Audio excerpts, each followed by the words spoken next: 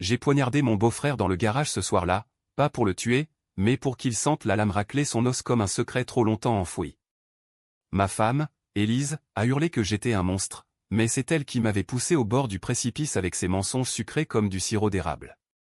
Et maintenant, alors que je cuisinais avec l'épaule blessée, elle déboule avec un sac McDonald's puant l'huile rance, et me regarde avec ce mépris qui vaut tous les coups de couteau du monde. Ce n'était pas un accident. J'avais tout planifié, jusqu'au dernier filet de sang qui goûtait sur le béton froid. Mais commençons par le début, parce que la vengeance, comme une bonne sauce, mijote lentement avant d'exploser en bouche.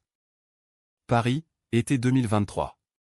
J'étais chef dans un petit bistrot du Marais, le Petit Navire, un endroit où les touristes venaient pour l'illusion d'une France authentique, escargot à l'ail, coq au vin fumant, et des serveurs qui souriaient comme s'ils n'avaient pas envie de se pendre.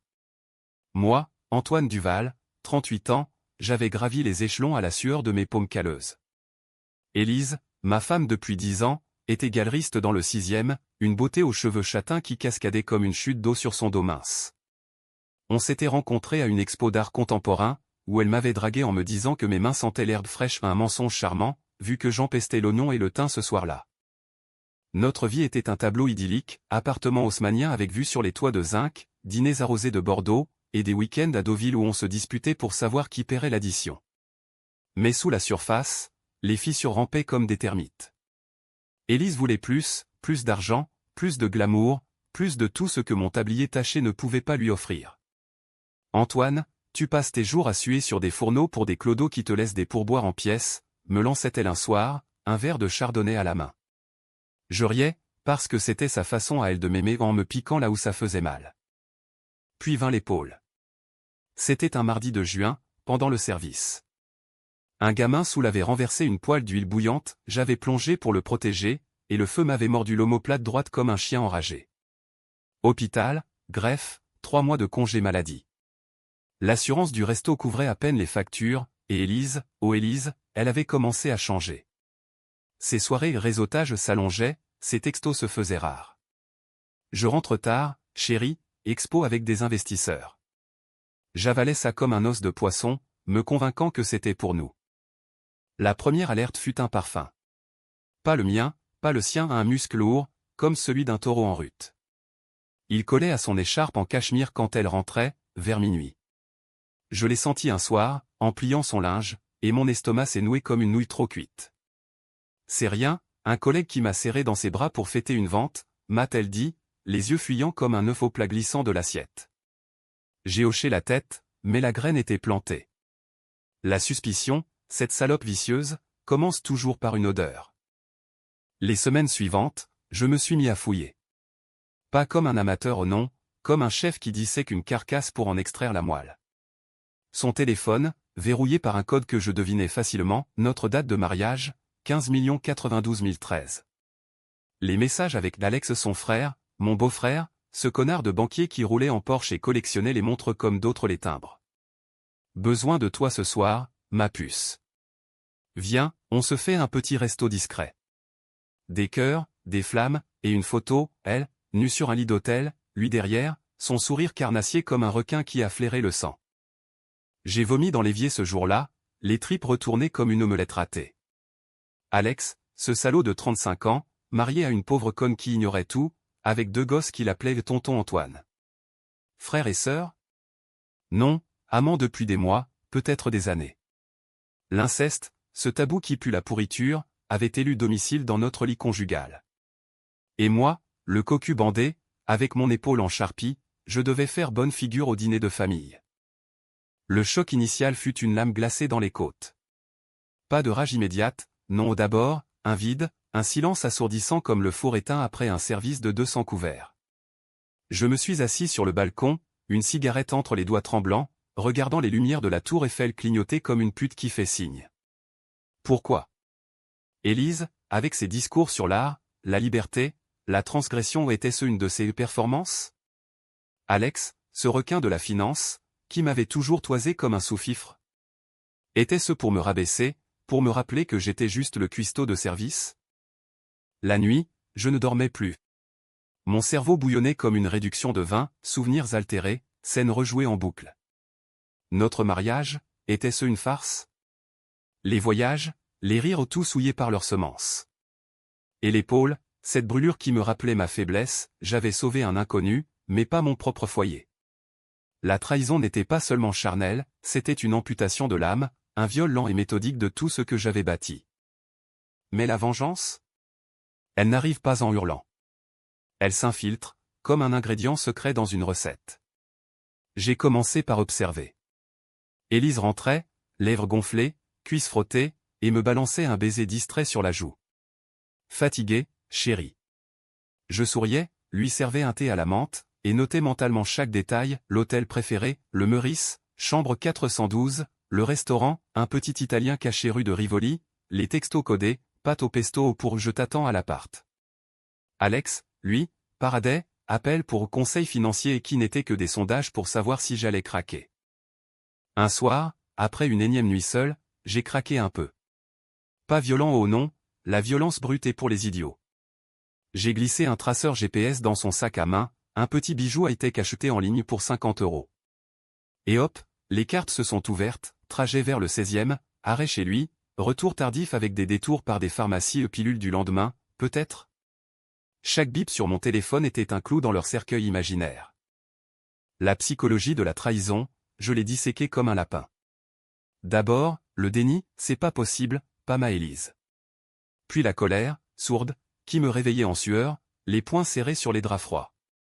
Ensuite, la dépression, des jours à fixer le plafond, me demandant si j'étais l'homme qu'elle méprisait parce que je n'étais pas assez. Et enfin, la négociation non pas avec elle, mais avec moi-même. Si je divorce, je perds tout, l'appart, les économies, ma dignité. Non, la revanche devait être froide, calculée, un plat servi à point nommé. J'ai recommencé à cuisiner, malgré l'épaule. Pas pour le plaisir, mais pour la thérapie. Le couteau dans la main, tranchant la chair, me rappelait le contrôle. Je préparais des plats complexes, un bœuf bourguignon où chaque morceau mijotait des heures, symbolisant leur liaison qui avait cuit à petit feu sous mes yeux aveugles. Élise mangeait, complimentait vaguement, sans voir le poison dans mes yeux, pas littéral, bien sûr, mais métaphorique. Chaque bouchée était une affirmation, je suis encore là, je sais, et je vais te faire payer. Le point de non-retour fut ce dîner de famille, fin août. Alex et sa femme, Sophie, chez nous. Élise avait insisté, faut bien maintenir les apparences. J'avais cuisiné un gigot d'agneau, saignant juste comme il faut, avec des herbes du marché d'Aligre. Assis autour de la table en acajou, rire forcé, toast au Sancerre. Alex me tapotait l'épaule la blessée en disant, t'es un warrior, Antoine, à bosser avec ça. Sa main était chaude, moite, et je sentais l'odeur de son aftershave, celle qui collait au drap. Élise, radieuse en robe rouge, posait sa main sur la sienne sous la table. Je l'ai vu, ce geste furtif, et quelque chose a craqué en moi comme une croûte trop dure. J'ai souri, servi le vin, et glissé dans la conversation, Alex, t'as vu l'expo sur l'inceste dans l'art antique au Louvre? Fascinant, c'est tabou qui explose. Silence. Élise a pâli, Alex a toussé dans son verre. Sophie a ri nerveusement, t'es morbide ce soir, Antoine. Mais le cid était planté. La nuit, seul dans le salon pendant qu'il baisait probablement dans la chambre d'amis au nom, attendez, c'était chez nous, mais l'ironie me rongeait. C'est là que j'ai décidé, pas de scandale public, pas de cris. La vengeance serait intime, psychologique, une dissection lente de leurs âmes.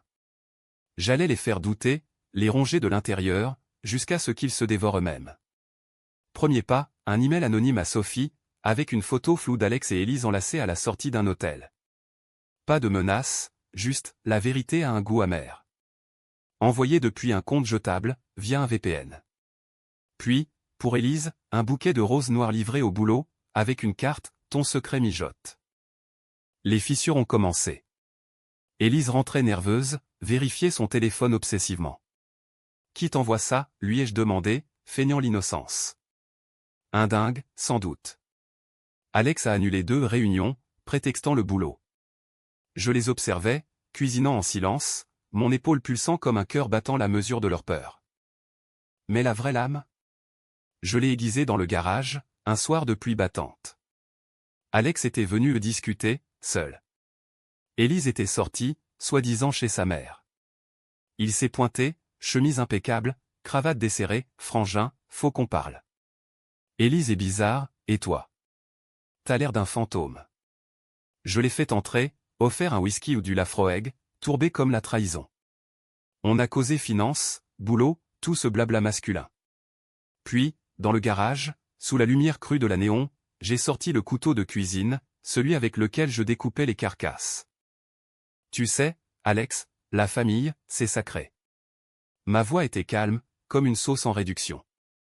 Il a ri, mal à l'aise. Ouais.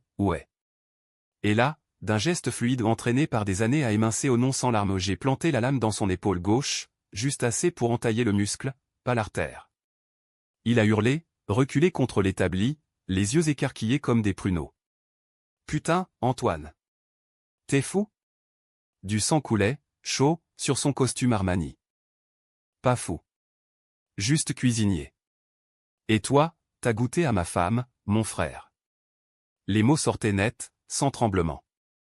Il a bafouillé, c'est pas ce que tu crois. Élise, elle. J'ai tourné la lame, un quart de tour, pour qu'il sente la chair se déchirer. Dis-lui que je sais. Et que le prochain plat sera pour toi, en entier.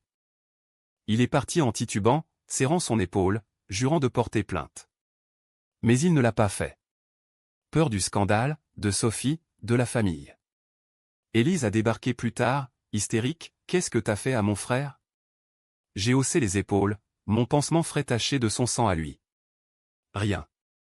Juste une leçon de découpe. C'est là que tout a basculé. Mais la vengeance, mes amis, n'est pas un plat unique. C'est un menu dégustation, et j'en étais co-entré. Les jours suivants furent un ballet macabre, une valse sur du sang séché. Élise me fixait comme si j'étais un étranger dans ma propre peau, ce que j'étais devenu, d'ailleurs. Mon épaule à moi pulsait en écho à celle d'Alex, chaque mouvement, un rappel que la douleur lie les hommes comme une chaîne invisible. Je continuais à cuisiner, mécaniquement, salade niçoise pour le midi, blanquette pour le soir. Mais maintenant, chaque ingrédient portait un poids. Le vinaigre, aigre comme le remords, le sel, granuleux comme les larmes qu'elle versait en cachette. Elle n'a pas appelé la police. Pas encore. Au lieu de ça, des conciliabules chuchotés au téléphone, des « il faut qu'on parle » qu'elle annulait à la dernière minute. J'imaginais Alex, plâtré dans son bureau de la Défense, racontant une chute malencontreuse à ses collègues. Sophie, elle, avait reçu l'email, je le savais parce qu'Élise avait pété un câble un matin, c'est quoi ce bordel? Sophie me regarde de travers. J'ai feint la surprise, servi le café, peut-être qu'elle en a marre de tes secrets, ma chérie. La psychologie du coupable est fascinante. Élise, cette femme si fière, si artiste, se recroquevillait comme un escargot sous le sel. Ses nuits étaient agitées, je l'entendais gémir dans son sommeil, murmurant « pardon, pardon ». Était-ce pour moi, ou pour lui? Je ne demandais pas. Au lieu de ça, je plantais des graines, un livre sur l'inceste laissé par erreur sur la table basse, les liens du sang de quelques psychanalystes freudiens. Elle l'a feuilleté, pâle, et l'a jeté dans la corbeille. Mais les mots s'étaient incrustés, comme une épice trop forte. Mon propre esprit. Un champ de mine. La culpabilité me rongeait par intermittence, et si j'étais le monstre? Poignarder un homme, même un traître, ça marque. Mais la trahison, elle, avait creusé plus profond. J'ai vu un psy, recommandé par l'hôpital, un type bedonnant du 15e, avec des diplômes jaunis sur le mur. Monsieur Duval, la violence est un cri de l'âme blessée. J'ai ri, docteur, mon âme crie depuis des mois, et personne n'écoutait. Il a prescrit des anxiolytiques, je les ai jetés dans l'évier, rincés à l'eau chaude. Non, ma drogue, c'était la planification. Deuxième plat, infiltrer leur bulle. J'ai créé un faux profil sur un site de rencontre pour artistes en crise. Marc, 40 ans, galeriste veuf, cherche muse pour exposition nocturne. Des photos volées d'un collègue d'Élise, un peu retouchées. Bientôt, des messages, j'ai vu ton expo sur les tabous familiaux, ça m'a remué. Elle a mordu à l'hameçon, curieuse, flattée. Nos échanges étaient subtils, allusions à des secrets enfouis, à des amours interdits qui rongent de l'intérieur. Et si la famille était le plus grand mensonge, tapais-je. Elle répondait, hésitante, parfois, oui. Mais on en sort comment? Alex, de son côté, je l'ai harcelé autrement. des appels anonymes depuis une carte prépayée, respiration lourde, puis un clic. Des colis, un couteau de cuisine gravé frère, une bouteille de son whisky préféré avec une étiquette goût de trahison. Il a changé de numéro, mais j'avais ses habitudes, golf le mercredi à Saint-Cloud, dîner d'affaires au Fouquet's. Une fois, j'ai laissé un menu sur sa Porsche, recette de viande saignante. La tension montait, palpable comme l'humidité avant l'orage. Élise et moi, on vivait en cohabitation forcée. Elle cuisinait moins ironie, elle qui détestait mes fourneaux et mangeait sur le pouce. Un soir, elle a craqué, Antoine, à vous. C'est toi, hein? Les roses, les emails. Je l'ai regardé droit dans les yeux, mon couteau à beurre en main, beurrant une tranche de pain. Avouez quoi, Élise? Que j'ai vu tes messages? Que j'ai senti son odeur sur toi. Silence. Ses lèvres ont tremblé, et pour la première fois, des larmes vraies, pas théâtrales. C'était une erreur. Une faiblesse. Alex. Il me comprenait, avec ses ambitions. Et moi? Je te comprends pas. Ma voix était un murmure, mais tranchante. Elle s'est effondrée sur une chaise, la tête dans les mains. T'es toujours dans ta cuisine, Antoine. Ton monde est petit, gras, prévisible. Alex, il parle d'avenir, de galeries à New York. Le mépris, encore. Celui qui m'avait brûlé l'épaule plus que l'huile. J'ai posé le couteau, doucement. Va-t'en, alors. Mais sache que les erreurs, ça saigne. Elle n'est pas partie. Pas tout de suite. La peur la retenait aux peurs de moi, ou de la vérité qui éclaterait. Au lieu de ça, une trêve fragile, dîner silencieux, regards obliques. Mais intérieurement, je bouillonnais. La vengeance psychologique, c'est comme une marinade, il faut laisser reposer pour que la saveur imprègne. Sophie a frappé à la porte une semaine plus tard, les yeux rougis, un dossier sous le bras. Antoine, je sais tout. Elle avait engagé un privé argent de banquier. Photos, factures d'hôtel, même des enregistrements audio volés. Élise était sortie, on s'est assis dans le salon, thé fumant entre nous. Pourquoi tu l'as poignardé, a-t-elle demandé, voix brisée. J'ai haussé les épaules, pour qu'il sente ce que j'ai ressenti. Une entaille qui ne guérit pas. Elle a hoché la tête, compréhensive victime solidaire. Je divorce. Mais Élise. Elle mérite pire. On a comploté, là, deux époux floués. Pas de violence, non, une exposition publique. Sophie avait des contacts dans la presse people, Élise, une réputation à polir. L'idée germa, une fuite anonyme à un tabloïd, avec preuve à l'appui. Ça la ruinera, murmura-t-elle. J'acquiesçai, et lui, avec elle. Mais au fond, je doutais. Était-ce justice, ou juste ma soif de sang? La nuit, seul, je revoyais la lame entrer dans sa chair, la peur dans ses yeux, si humaine. Était-ce moi, le cuisinier, ou un boucher? Élise rentra, vit Sophie partir, pâlit. Qu'est-ce qu'elle voulait? J'ai souri, rien. Juste des recettes. Mais le vent tournait. Bientôt, le plat principal. L'automne s'installa sur Paris comme un manteau gris, humide, collant à la peau. Les feuilles jaunissaient dans les squares, et mon cœur, lui, noircissait comme un fond de casserole brûlée. Élise errait dans l'appartement comme un fantôme, ses expositions annulées une à une, rumeurs, chuchotements dans le milieu de l'art. On me dit perverse, me confia-t-elle un soir, voix chevrotante. Je hochai la tête, compatissant, les gens jugent vite. Intérieurement, je jubilais, chaque fissure était une victoire, un ingrédient dosé à la perfection. Alex, de son côté, sombrait. J'apprenais par des amis communs en réalité, des contacts que j'avais graissés de quelques euros au bistrot. Licenciement suspendu pour comportement inapproprié, Sophie avait gelé les comptes. Il m'appelait, bourré, à 2 heures du mat, Antoine, c'est pas ce que tu crois. C'était elle qui. Putain, aide-moi. Je raccrochais, riant dans le noir. Aide. J'étais le chef, et lui, la viande sur la planche. Mais la vengeance a son revers, comme un couteau à double tranchant. Mon épaule guérit mal, l'infection revint, fièvre et pu, me clouant au lit. Élise s'occupa de moi, presque tendre, bandage, soupe fade. Était-ce de la culpabilité, ou un calcul? Je t'aime encore, Antoine, murmura-t-elle, sa main sur mon front brûlant. Je fermai les yeux, feignant le délire, prouve-le. Laisse Alex crever seul. Elle pleura, hocha la tête. Mais je sentais le mensonge, sucré comme du miel empoisonné. Sorti de ce purgatoire charnel, je passai à l'étape suivante, l'isolement. J'invitai la famille aux parents, tantes, cousins à un dîner réconciliateur. Gigot rôti, pommes dauphines croustillantes, et un vin rouge corsé pour délier les langues. Élise, apprêtée, jouait la parfaite hôtesse, Alex déclina, prétextant une grippe la sienne, ou celle de la peur. Sophie vint seule, regard d'acier. Les convives papotaient, ignorant le volcan sous la nappe. Au dessert tarte tatin flambé, je lâchai la bombe. Pas brutalement, non, comme un chef qui saupoudre de sel de Guérande.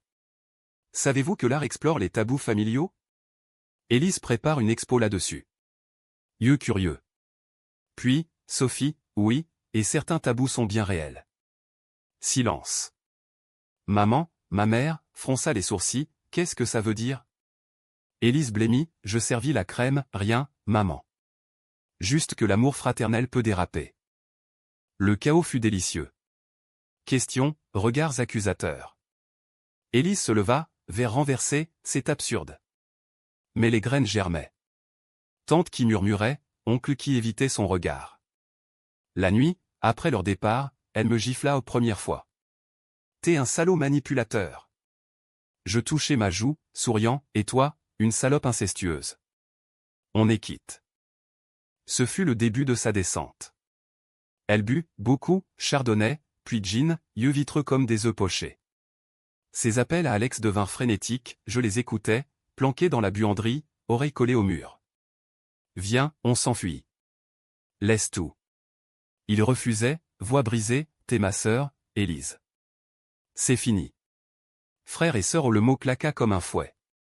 Elle hurla, sanglota, je notais, mentalement, les faiblesses.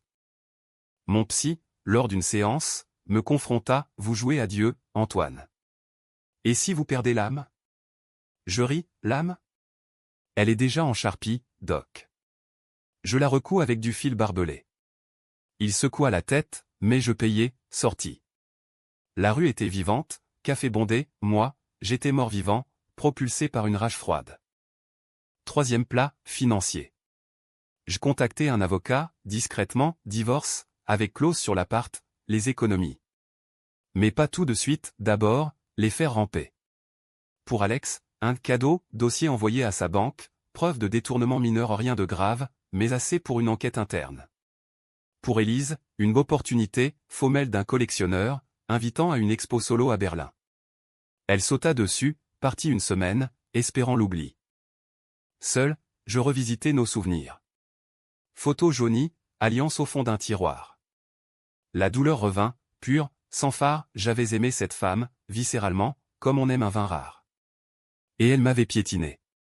Mais la haine l'emportait, elle était mon muse, mon carburant.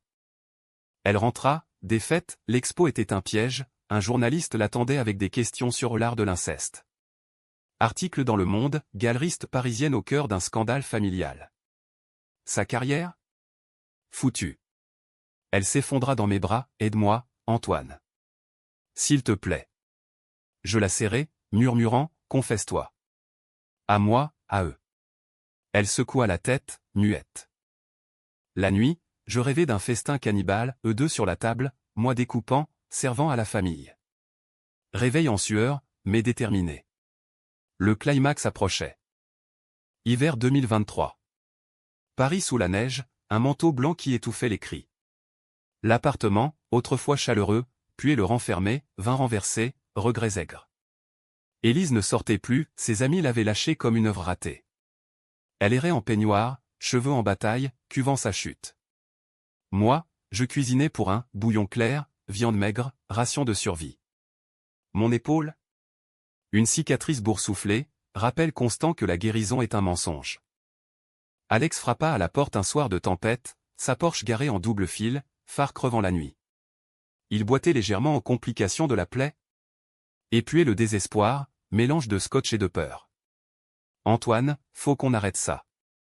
Je le fis entrer, offris un siège. Élise dormait, droguée au somnifère que j'avais dosé. Arrêtez quoi? La farce familiale? Ma voix était sereine, comme un bouillon en train de réduire. Il craqua, là, sur le canapé Voltaire, aveu en cascade. C'est elle qui a commencé, il y a 2 ans. Une soirée arrosée, après la naissance de mon deuxième. Sophie était déprimée, Élise. Elle consolait. Et puis, ça a dérapé. Dérapé. Le mot me fit grincer des dents. Et moi? Le cocu invisible? Il baissa les yeux, on se sentait coupable. Mais on ne pouvait pas arrêter. C'était addictif. Addictif. Comme l'héroïne, ou le caviar. Je l'écoutais, sans interrompre, notant chaque faille. Sa voix se brisa sur les détails, hôtel, position, les je t'aime post-coïto. Horreur et fascination se mêlaient en moi, c'était une autopsie vivante de mon mariage. Puis, le couteau au métaphorique, cette fois, et maintenant, Antoine? Tu vas nous détruire? Je souris, déjà fait. Regarde ta sœur. Regarde-toi. Il partit, vaincu, promettant de réparer. Mais réparer un vase brisé? Impossible. Élise se réveilla le lendemain, vit la trace de bout de ses chaussures, il est venu? J'acquiesçai. Elle pleura, non de joie, mais de deuil, fin de leur poison. C'était pas de l'amour, hein? Juste.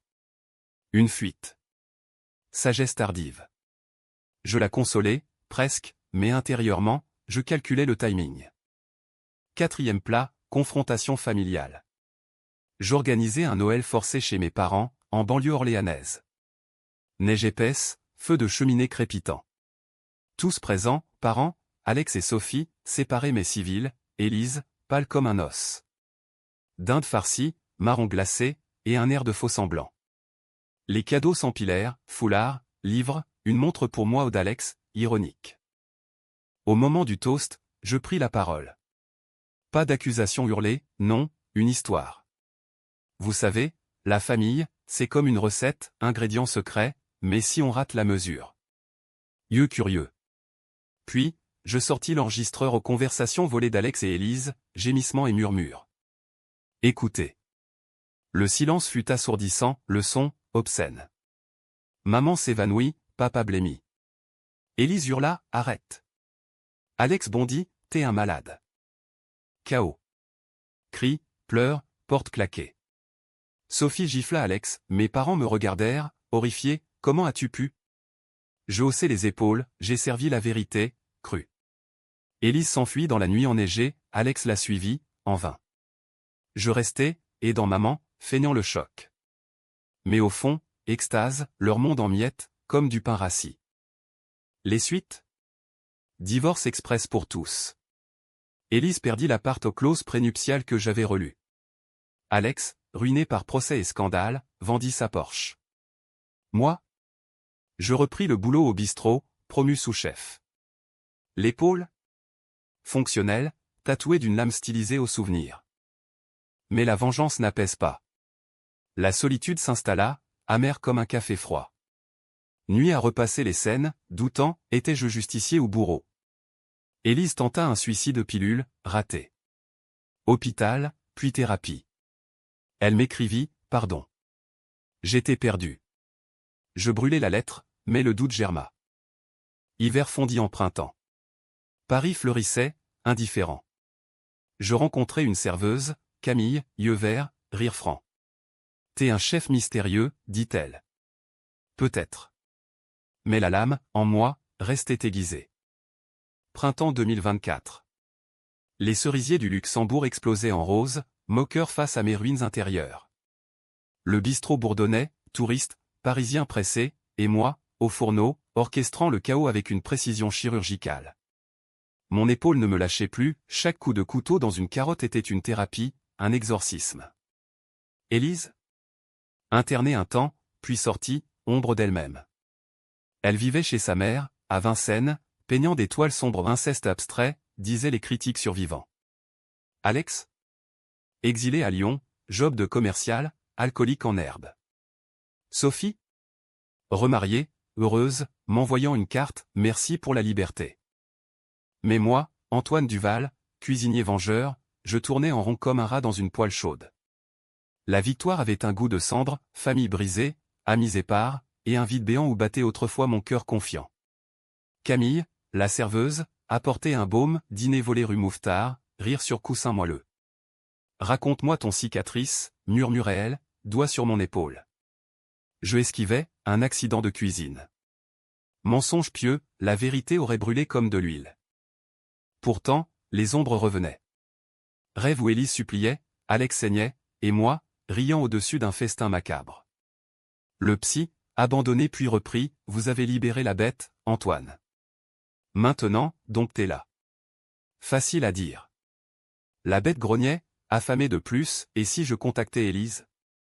Pas pour pardonner, mais pour remuer le couteau dans la plaie. Je le fis, un soir pluvieux. Café du coin, près de la Sorbonne.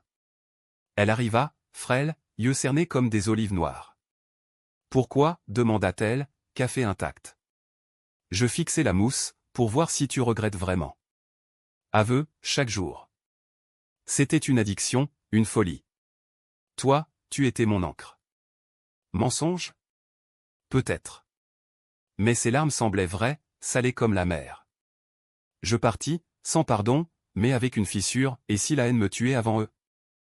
Camille sentit le vent, t'es distant, Antoine.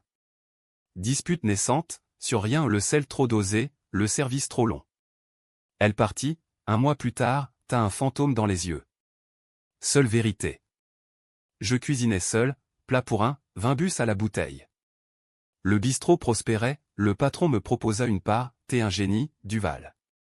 Génie? Boucher, plutôt. Été revint, torride. Alex réapparut, mêle désespéré. Besoin d'aide. Endetté, alcool. Viens à Lyon? Curiosité malsaine. Train TGV, 3 heures de rumination. Il m'attendait à la gare, amaigri, barbe grise. Bar miteux, bière tiède. T'as gagné, admis-il. Détail, faillite, solitude, cauchemar de la lame. Je mérite ça. Pitié? Non, satisfaction froide. Apprends à cuisiner ta merde, Alex. Je partis, train du soir, Paris m'accueillant comme une amante usée. Élise, elle, tenta un retour, lettre, puis appel. Une expo commune? Pour guérir. Folie. Je refusai, mais allai voir ses toiles, incognito, au centre Pompidou. Abstrait chaos, chair entrelacée, l'âme stylisée. Une, intitulée Le cuisinier, me transperça, mon portrait, écorché, couteau en main. Larmes, rares, coulèrent. Elle avait compris, à sa façon. Automne encore. Je repris le psy, et maintenant? Le pardon, peut-être. Pour vous. Facile. Mais la bête hurlait non. Un soir, crise, je cassai tout dans la cuisine poêle, assiette, mon reflet dans le miroir. Sang sur les tessons, épaules rouvertes. Hôpital, point de suture. Camille revint, apprit la vérité, monstre ou victime. Les deux, avouai-je. Elle resta, patiente. Thérapie double, promenade au bois de Boulogne. La vengeance s'estompait, comme une sauce trop mijotée, épaisse, mais fade. Noël approcha, invitation familiale ma vraie famille, sans eux. Dinde, rire timide. Maman serra ma main, on t'aime, fiston. Suffisant? Mais le passé gratte. Un mail d'Élise, je pars en Amérique. Adieu. Silence radio d'Alex. Fin. Ou épilogue? Hiver 2024 à 2025. Paris sous givre, lumière de Noël clignotant comme des mensonges oubliés. Le bistrot ferma pour fête, je rentrai dans l'appart vide Élise partie, meubles allégés par le divorce. Camille et moi, on essaya, sapin bancal, dîner à deux. À nous, trinquâmes-nous, bulles de champagne pétillant. Mais la lame en moi vibrait encore, vestige d'une guerre gagnée à quel prix? L'année nouvelle apporta des nouvelles, Alex, interné pour dépression, électrochoc et regret. Élise, à New York, nouvelle vie sur Insta aux toiles vendues, amant anonyme. J'espionnais, faiblement, par habitude. Camille surpris, lâche prise, Antoine. Elle avait raison, la thérapie creusait, la vengeance est un cycle. Brise-le. Séance où je vomissais les détails la lame, les cris, les nuits solitaires. Libérateur, comme évider un poivron. Printemps 2025. Promotion, mon propre resto, la lame d'argent, rue des Abbesses. Montmartre Bohème, client curieux. Menu signature, plat blessé et viande saignante, sauce piquante. Succès modéré, critique, Duval cuisine l'âme. Ironie. Camille gérait la salle, son rire chassant les ombres. Élise revint, été.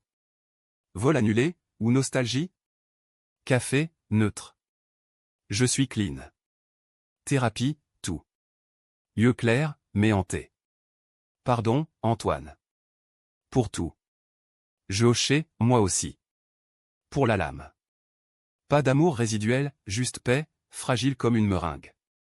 Elle partit, définitivement, je ne regardais pas en arrière. Alex?